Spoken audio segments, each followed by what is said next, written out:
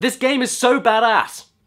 But it's not exactly kick-ass. When this game first came out, I watched Pro Jared's review of it many years ago, and after what he had to say about it, I was not interested at all in picking this game up. But you know what? I found it for very, very, very cheap and decided, why the hell not? I'm gonna give it a go. And you know something? I'm at least glad I did, because this game is really, really good in some places. Playing as Cyborg Ninja Raiden is absolutely awesome, and he controls like a dream. Using the dash button to flip your way around the environment, working with the really, really fast and really, really responsive swordplay, and especially using all of your energy to go into slow-mo mode and then use the blade at your will to cut absolutely anything is absolutely unbelievably cool and really, really awesome, especially when you're rewarded with currency or energy refills for cutting in very specific places. And I also love the way you can cut pretty much anything in any way you want to. It's very impressive stuff. And the overall production quality of this game is really, really high. Looking really damn nice with the PS3 and running at a buttery 60 frames per second through the whole thing. Well, you know, apart from when you have over 1,000 pieces of things that you cut and it doesn't really know what to do with it. It's also really fun to use additional items, and the boss battles are really good as well. It never lets up from the second you play until the second you stop. But where I do see that as a good thing, I also see that as quite a bad thing. And why is that? Because of the story. The story in this game is completely and utterly fucking worthless, and I have nothing else to say about that. I wouldn't have such a big problem with the plot, but the problem with this game is that it still tries to be an MGS game with all of its long cutscenes and stuff. But the story itself is bland and uninteresting. I can't remember any of the characters that you ever meet in the journey. And as for the main bad guys, well, I have nothing else to say other than they're complete idiots, and their voice acting is some of the worst I've ever heard in my life. It's not even cheesy bad, it's just fucking terrible. I also hate how this game decided to take place after MGS4, where everything wrapped up so nicely. And yes, I know the ending of MGS4 wasn't happy, quote unquote, but the way that this game tries to ravel yet another terrorist plot around PMCs honestly just comes off as lazy and contrived, because it makes most of what you do in MGS4 feel completely fucking useless. Also, why is Raiden a cyborg ninja again? Where are his family? Never explained. Why is he even being a ninja again after everything that happened in MGS4? And because of the plot and all of its themes, that does make the game feel very repetitive in some places. Every enemy type and attack pattern is different enough to be interesting, but the visual design of everything is just so bland and so repetitive, and it's robot after robot after robot. And because of the constant action this game throws at you with no major variation to what's going on, it really did burn me out after about 2 hours. It's also worth saying that combat-wise, it needed a few more improvements. The stealth system isn't perfect, but the problem with the stealth system is that it doesn't reward you at all for actually using it, apart from maybe getting a chance to regain all of your energy. And even though I got used to the parrying system and dodge system when I bought it, I was really confused why any of these vital moves weren't actually assigned to other buttons that were never used in the whole game. And lastly, I should say that even though there are secret areas and hidden chests to find and stuff, by simply switching to the infrared scanner mode, all of the secrets appear completely visible in front of you, so what's the point of having them hidden if you can just do that? So do you know what? I'm happy that I finally tried this game out, and I'm happy that I tried it out at such a low price, because even though this game is really good in a lot of areas, it's also very lacking or very bad in a lot of other areas. So